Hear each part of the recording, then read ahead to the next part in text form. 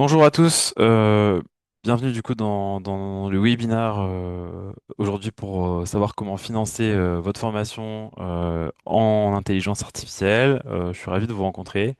Voilà. Je vais partager mon écran pour que vous puissiez voir le support de la présentation. Hop là. Merci à tous. Je vois que vous êtes en train progressivement de vous connecter. Je suis ravi de vous avoir aujourd'hui pour parler en effet des financements de la formation. Ce qu'on va faire, c'est que vous avez un petit chat. Vous êtes sûrement, si vous connaissez les webinaires qui est à la droite de votre écran, dans lequel vous pouvez communiquer. Donc n'hésitez pas à dire bonjour. Merci pour ceux qui le font. Tout simplement, je vais vous donner un petit peu aujourd'hui l'ordre du jour, de quoi on va parler. On va parler de savoir qui on est, des différentes options de financement qui s'offrent à vous aujourd'hui pour financer vos formations. Et puis, je répondrai à vos questions. Donc, c'est parti. N'hésitez pas, en vrai, si vous avez des questions, à les mettre régulièrement dans le chat. Qui sommes-nous? Je vais déjà me présenter, moi. Je suis Antoine. C'est moi qui ai créé l'organisme de formation DataBird il y a maintenant un petit peu plus de 5 ans, 5 ans et demi. C'était en plein Covid. Moi, aujourd'hui, je suis un des deux cofondateurs de DataBird je m'occupe de la partie B2C, donc de formation pour les particuliers. Je connais très bien les différents financements qui vous permettent d'accéder aux formations. DataBird, en général, on est le seul organisme de formation qui est vraiment spécialisé sur une double thématique, IA et data. On a un des pionniers, c'est-à-dire qu'on est les premiers à avoir créé des formations en data analyst, en analytics engineer, et c'est vraiment notre unique métier. On fait que ça, on fait pas autre chose. Euh, on a une particularité, c'est qu'on forme des entreprises, mais aussi des particuliers. Donc vraiment, dans nos formations, on va aller s'inspirer au plus près de ce qu'on va voir dans les entreprises pour que les formations soient les plus vivantes, les plus concrètes possibles. Et puis enfin, dans la méthodologie, on est quand même un organisme de formation, donc on va mettre une méthodologie vraiment au cœur de votre apprentissage pour que les compétences que vous apprenez, elles vous servent toute votre vie. Donc bien sûr, vous allez maîtriser à la suite de nos formations des outils, des langages, mais ce qui nous paraît le plus important, c'est aussi les méthodes que vous allez acquérir chez nous, qui vont vous permettre demain d'être agile avec finalement la mise à jour de l'ensemble des technologies. DataBurn en quelques chiffres, qu'est-ce que c'est? C'est plus de 4000 étudiants formés, c'est une vingtaine de thématiques de formation et de formats différents. Ce 9 sur 10, c'est hyper important pour nous, c'est le Net Promoter Score. Ça veut dire quoi? On demande aux élèves en sortie de formation à quel point ils recommandent la formation à des proches. Voilà, 9 d'entre eux recommanderaient la formation, on en est particulièrement fiers. Euh, Quelles sont les formations qu'on a avant d'aller sur les financements? On en a beaucoup. On a des formations en data analyse, du coup des formations qui concernent la reconversion. On en fait à Paris à temps plein, à distance à temps plein, et puis à temps partiel à distance. C'est des formations qui durent 9 à 24 semaines. On fait des formations aussi qui sont de montée en compétences, donc c'est là en bas de votre écran. C'est des formations qui peuvent être des formations d'initiation, des formations de montée en compétences très larges, et puis des formations sur des compétences dédiées, donc sur des langages, sur des outils. On fait des formations de montée en compétences sur la data science, sur les métiers d'analytics engineer, euh, et puis on fait des formations en IA. Donc on forme à l'IA générative, on forme à l'agentique IA, sur des formats de 40-80 heures, 4 à 8 semaines. Voilà, ça c'était pour la partie thématique. S'il y a des questions là-dessus, n'hésitez pas, j'y répondrai avec plaisir. Maintenant, le thème d'aujourd'hui, voilà, quelle solution de financement existe-t-il aujourd'hui sur le marché? Comment finalement financer sa formation?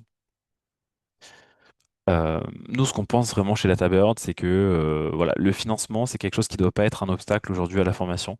Peu importe votre situation, que vous soyez salarié, demandeur d'emploi, en situation de handicap. Enfin, il y a toujours des dispositifs qui existent, qui ne doivent pas être des freins à vos projets de montée en compétences, de réorientation, de reconversion. C'est hyper important. Et vous allez le voir aujourd'hui, il y a justement beaucoup de solutions. Euh, il y en a, on en a mis ici cinq qui sont là pour débloquer vos formations dont on va parler. N'hésitez pas si vous avez des questions à les mettre dans le chat, comme ça je pourrai y répondre en fin de présentation. On a donc cinq clés qu'on vous a mis là. Euh, En haut à gauche, la première c'est le CPF. On va en parler en long et en large aujourd'hui. On a France Travail, donc ex-Pôle emploi, qui vient financer des formations. On a le PTP, le projet de transition professionnelle.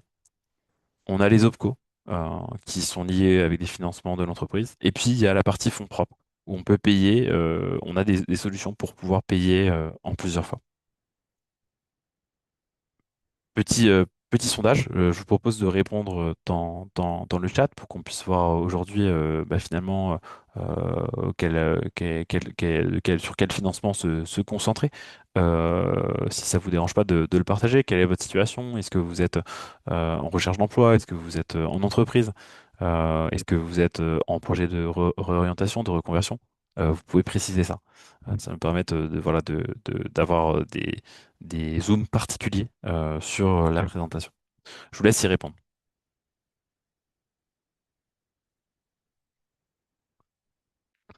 On va démarrer du coup par le compte personnel de formation. C'est aujourd'hui un dispositif qui est très connu, très, très représenté, et, donc tout simplement qui est très diffusé. Qu'est-ce que c'est? C'est un droit qui permet du coup, en fait, qui est alimenté tous les ans avec des montants dont on va discuter et qui permet de financer des formations qui sont du coup qualifiantes ou certifiantes. Quel est le montant qui est disponible? En gros, ça varie en fonction de la situation, mais c'est 500 à 800 euros. Et puis il y a un plafond, du coup un plafond qui peut être de 5000 à 8000 euros. On a mis un petit QR code, consultez votre solde directement si jamais vous ne le connaissiez pas. Les formations qui sont concernées, on va en parler juste après, mais on voudrait juste faire un petit zoom aujourd'hui là sur l'évolution du CPF. C'est que vous l'avez peut-être vu, mais dans le cadre du budget, il y a une nouvelle mesure qui a été passée avec le 49.3 et elle instaure plusieurs choses. La première, c'est que le CPF aujourd'hui, il est plafonné à environ la plupart du temps à 5 000 euros. Mais là, demain, on risque de devoir le plafonner, en tout cas pour certaines formations, à 1 500 euros. Donc, c'est quelque chose qui est quand même hyper important d'avoir en tête. C'est-à-dire que dans les prochains jours, prochaines semaines, c'est important pour vous, mais aussi pour vos proches, euh, la possibilité de débloquer, si vous avez des cagnottes de CPF qui sont fournies, l'ensemble de vos droits, va être beaucoup plus compliqué. Donc ça, c'est quand même quelque chose qui a à bien avoir en tête. Donc si vous avez des projets de formation, c'est le bon moment pour se lancer parce que c'est une question de jours pour que la loi elle soit promulguée. Et donc ça, c'est le premier changement, c'est que il y a beaucoup de formations qui vont être limitées à 1500 euros et donc du coup la part de financement personnel va largement augmenter pour faire ces formations-là. Ou peut-être que du coup vous pourrez pas et du coup ça sera bloquant. Premier élément à avoir en tête, donc là-dessus je pense qu'il faut vraiment se dire que si vous avez un projet, allez au bout. La deuxième partie c'est la part de reste à charge. Aujourd'hui ça a été mis en place depuis un an, c'est environ 103 euros, elle va passer à 150 euros. Voilà. Donc n'hésitez pas s'il y a des questions là-dessus parce que c'est très récent. Et donc les formations qui sont concernées justement par le CPF, c'est deux types de formations, des formations qui sont inscrites au RNCP et des formations qui sont inscrites au RS, au registre spécifique. La bonne nouvelle, c'est que chez DataBird, toutes nos formations, elles sont éligibles au CPF. Donc voilà, enfin, si jamais vous êtes intéressé par nos formations, on peut vous accompagner là-dessus. Et puis il y a une question du délai. Concrètement, il y a deux cas de figure. Le premier, c'est vous financer avec votre CPF en autonomie, auquel cas ça va être fait directement depuis la plateforme. Nous, on va recevoir un dossier, on va vous le renvoyer, vous allez pouvoir l'accepter. Si jamais il y a un complément, par exemple l'employeur qui va venir abonder votre cagnotte CPF ou un financeur comme France Travail qui va venir abonder du coup votre cagnotte, là pour le coup il y a un délai supplémentaire qui peut prendre pas mal de temps. Nous, ce qu'on conseille, c'est vraiment d'entamer les démarches au moins un mois avant le début de la session pour pouvoir s'assurer, même dans un cas personnel, de s'inscrire. Et si jamais il y a un complément, de prendre encore plus d'avance. Voilà pour la partie CPF. Deuxième partie qui est la partie OPCO. Donc je vois qu'il y a des gens qui sont en entreprise. En effet, aujourd'hui, les entreprises peuvent financer des formations parce qu'elles cotisent pour cela. Donc du coup, ça concerne les formations professionnelles des salariés, essentiellement des demandeurs d'emploi dans certains cas, mais on ne va pas rentrer en détail aujourd'hui. Le montant, il peut couvrir l'ensemble des frais de la formation. Et les formations qui sont éligibles, c'est des formations dont les organismes de formation sont certifiés Calliope. Nous, DataBird, on est certifié Calliope depuis qu'on a créé l'organisme de formation. Donc ça veut dire que nos formations sont éligibles à ces financements. La démarche, c'est une démarche qui est relativement similaire à celle de se faire financer par son entreprise. Ça veut dire que on va vous écouter, comprendre votre projet, vous flécher vers des parcours de formation. Et donc, si à partir du moment où vous savez la formation que vous souhaitez faire chez nous, qu'est-ce qu'on va faire? C'est qu'on va vous, euh, vous faire on va dire un devis.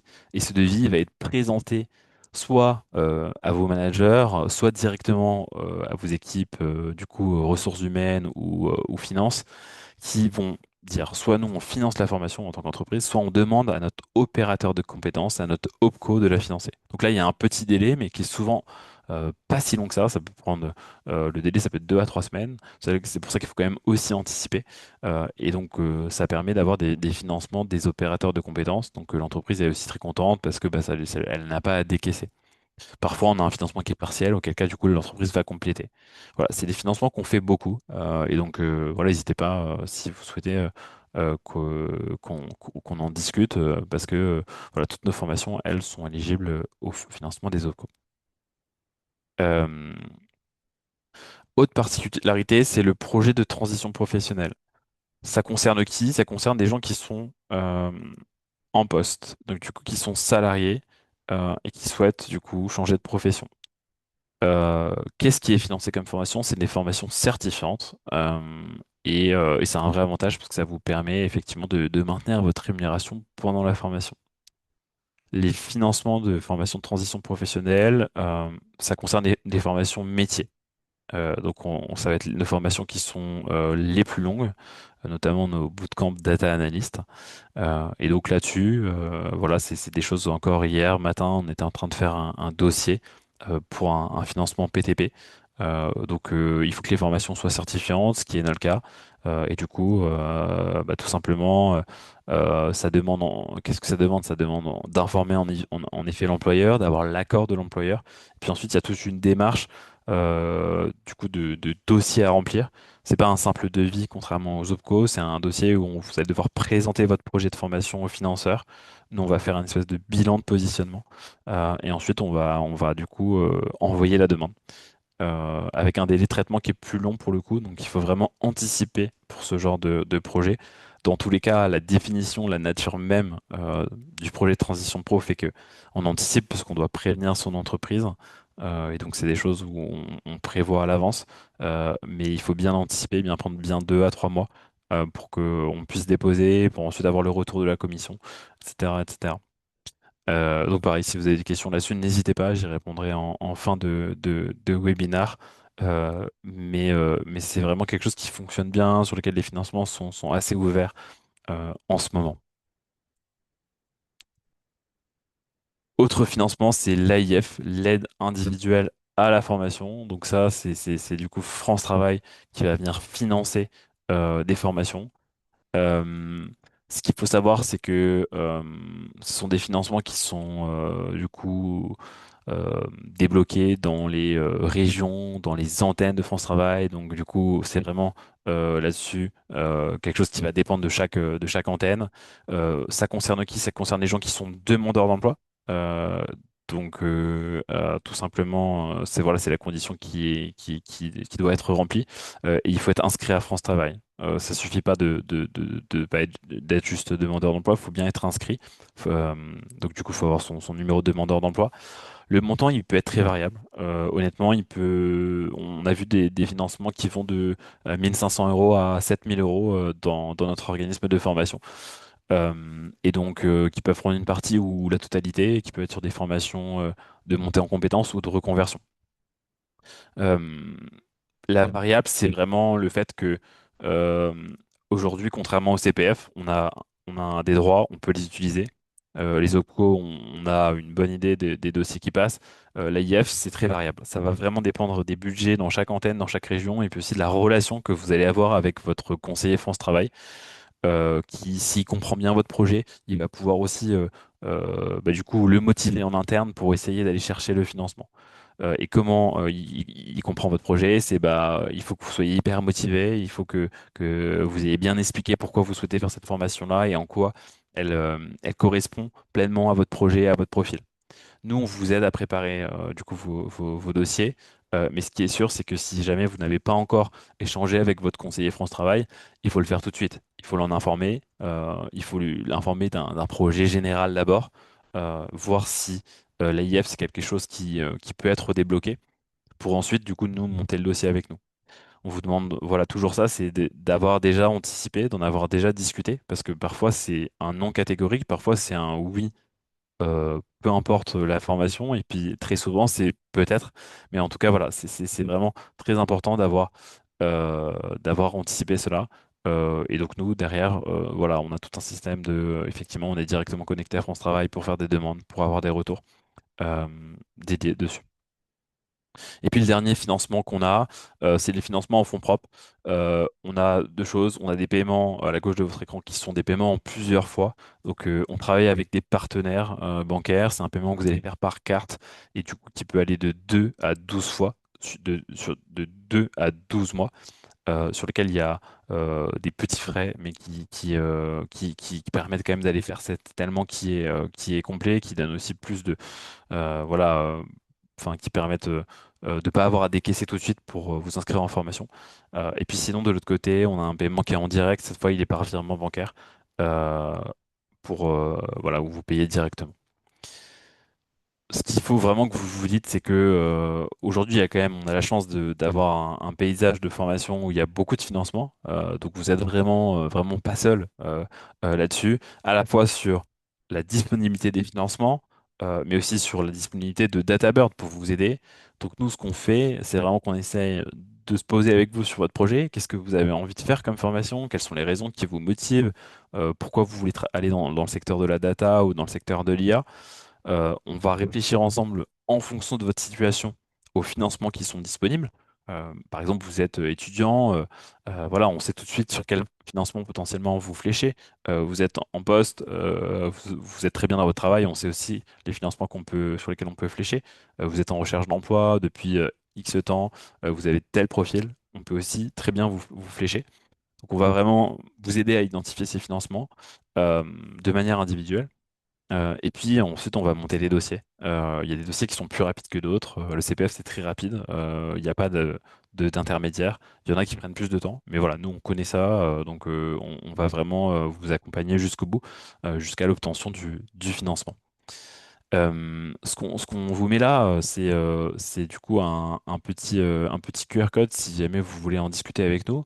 Ce qu'on va faire d'abord, c'est que je vais répondre à vos questions. Donc du coup, euh, vous pouvez me les poser dans le chat euh, et je vais y répondre en live.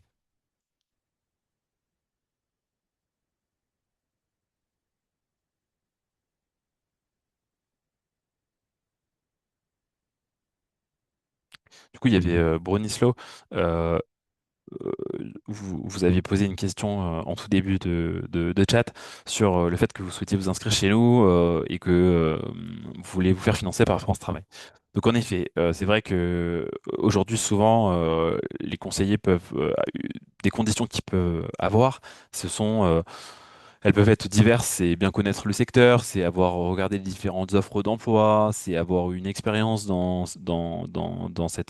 un univers donné ou dans une entreprise sur le métier. Et du coup, de plus en plus, on voit la réalisation d'une courte immersion. Euh, et la question, c'est est-ce que aujourd'hui, nous, on peut vous aider à le faire?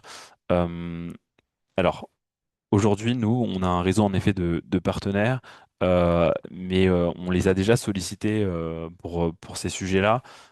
Et donc aujourd'hui, en fait, nos partenaires, ça demande beaucoup d'organisation, en l'occurrence d'accueillir comme ça sur des journées ou demi-journées.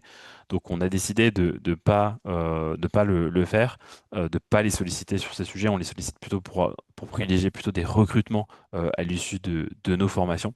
Donc nous, on va pas vous aider là-dessus. Par contre, bah, souvent, enfin, nous, ce qu'on voit, c'est que les conseillers ils peuvent orienter, où il y a des entreprises qui sont connues pour faire ça. Je vois qu'il y a une deuxième question de Keita, qui est demandeur d'emploi, développeur informatique, qui cherche une entreprise dans le cadre d'un dispositif POI. Est-ce que on peut vous aider dans la recherche d'une entreprise? Nous, DataBird, j'ai pas parlé de financement POI aujourd'hui parce qu'on n'est pas spécialisé en POI. C'est-à-dire que c'est pas le cœur de notre métier. Par contre, c'est vrai que quand on a des gens qui viennent nous voir en nous disant bah, j'ai une entreprise, j'aimerais faire une POI chez vous, on l'accepte. Donc là encore hier, on a eu un financement POI qui a été débloqué comme ça. Mais pour le coup, du coup, on recherche pas les entreprises. C'est à vous, en tant que du coup, demandeur d'emploi, d'aller, bah, du coup, si vous avez identifié enfin, du coup, un secteur d'activité qui vous plaît, avec des formations qui vous plaisent, d'aller voir une entreprise. Et puis derrière, si jamais ça fonctionne bien, nous, on sera ravis de vous accueillir. Je sais pas s'il y a d'autres questions. Je voyais qu'il y avait d'autres types aussi de, de situations, donc des gens qui étaient en poste en entreprise ou qui étaient du coup en licenciement économique. Euh, En poste en entreprise, bah, c'est vrai que les financements qu'on va avoir, c'est essentiellement les OPCO, euh, le PTP, et puis le financement entreprise, qui fonctionne très bien aussi. Voilà. Financement entreprise, bah, voilà, c'est des budgets qui sont débloqués par l'entreprise pour vous former. Pour les licenciements économiques, on a deux types sur les CSP, on va avoir vraiment deux types de possibilités. Ça va dépendre de la manière, enfin de la taille de l'entreprise. Il y a deux cas de figure. Il y a un cas de figure où vous êtes accompagné par des conseillers suite au licenciement économique, donc dont c'est vraiment le métier, c'est-à-dire que de vous aider à trouver une formation et valider le financement. Et donc là, ça passe pas par France Travail. C'est des conseillers qui travaillent souvent dans des entreprises comme LHH, comme Alixio. On a régulièrement des profils comme cela et donc du coup, voilà, on sait très bien vous accompagner. De l'autre côté, parfois c'est des financements via France Travail. C'est quasiment la même chose, mais simplement du coup, on va effectivement faire une demande auprès de France Travail, dont c'est sûrement votre cas du coup, Julie. Et là, c'est vrai que du coup, on a souvent des plafonds de formation qui sont plus hauts. Du coup, on peut faire des formations qui sont plus longues chez nous.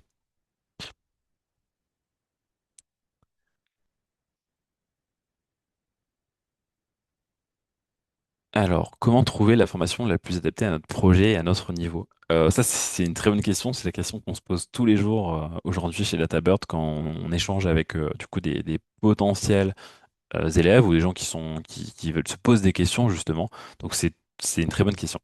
Peut-être, bah, est-ce que vous pouvez me dire, Julie, ce que vous faites, enfin ce que vous faites, ce que vous aimeriez faire, et puis je vais essayer de vous répondre comme ça. Et en attendant que vous répondiez, euh, je pense il y a plusieurs clés à avoir pour trouver la formation la plus adaptée à votre projet et à votre niveau. Déjà, c'est de dire quels sont les secteurs qui m'intéressent, qui recrutent. Bon, bah, la data et l'IA, ça tombe bien, c'est deux secteurs qui recrutent, qui sont en forte croissance. Du coup, c'est aujourd'hui, qu'est-ce que je sais faire? Quel est mon métier? Quelles sont les compétences que j'apprécie? Euh, Quelles sont, du coup, qu'est-ce qu'aujourd'hui, dans mon historique, euh, j'ai aimé faire? Je pense que c'est une première chose qui est hyper importante. Et puis, c'est demain, où est-ce que je vais? Et du coup, bah, qu'est-ce qui m'attire? Et donc, du coup, en faisant un peu ce double travail, on va pouvoir trouver ça. Donc ça, c'est évidemment, c'est de manière très générale. Après, on va s'adapter à chaque individu, à chaque situation particulière. Quel est mon métier? Est-ce que j'ai envie du coup d'être expert data sur un métier historique ou est-ce que j'ai envie de faire une réorientation complète? Est-ce que j'ai un métier et j'ai envie de développer une nouvelle corde à mon arc pour être du coup encore plus fort dans le métier sur une thématique donnée? Voilà comment en tout cas on va venir vous aider.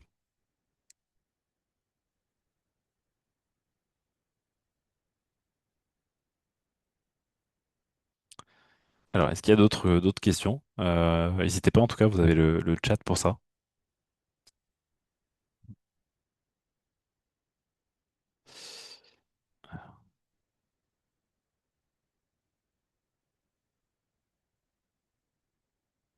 Prendre les dernières questions.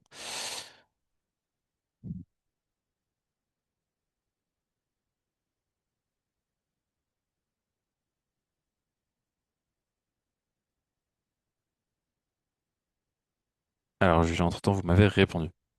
Vous avez une formation de comptable, travaillé pendant 10 ans en cabinet, dirigé deux PME, toujours attiré par l'IT. Je vais t'apprendre le SQL, Python, automatisation dans mon entreprise, mais que j'aimerais développer. Ok.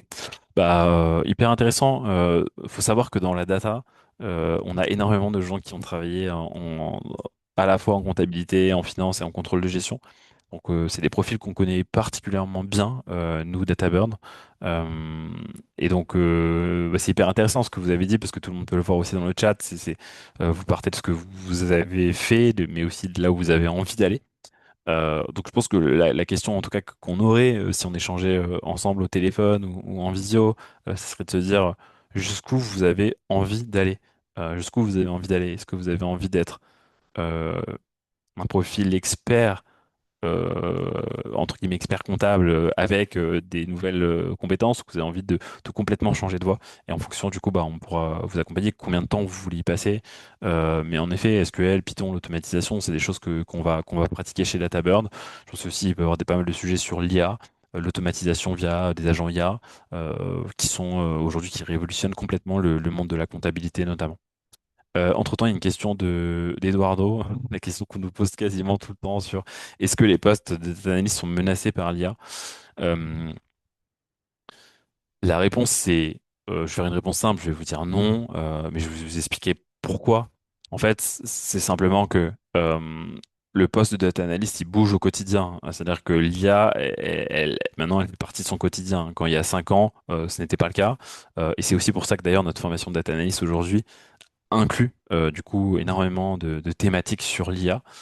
Euh, simplement, pourquoi il n'est pas menacé? C'est simplement c'est que enfin, on va dire que le savoir il va se décaler, mais qu'on va avoir d'autant plus besoin de profils qui sont capables entre guillemets de vérifier, de comprendre ce qui peut être mis en place par l'IA. Et donc, les compétences fondamentales sont des compétences fondamentales de bien savoir coder, de savoir lire du code, de savoir bien organiser aussi des tableaux de bord. C'est des choses qui sont toujours présentes.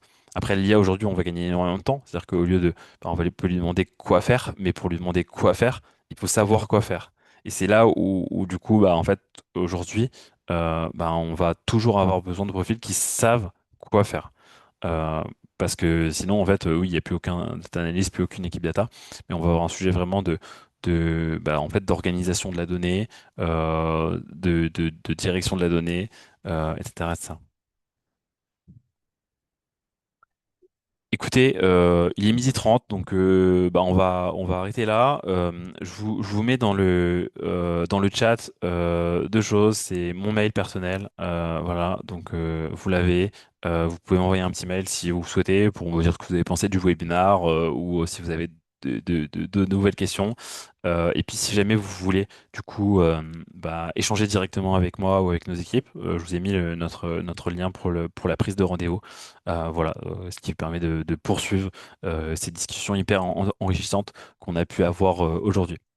Voilà, donc je vous souhaite une très belle fin de semaine, une très belle après-midi, un bon week-end à venir, et puis merci beaucoup. Voilà, bonne fin, au revoir.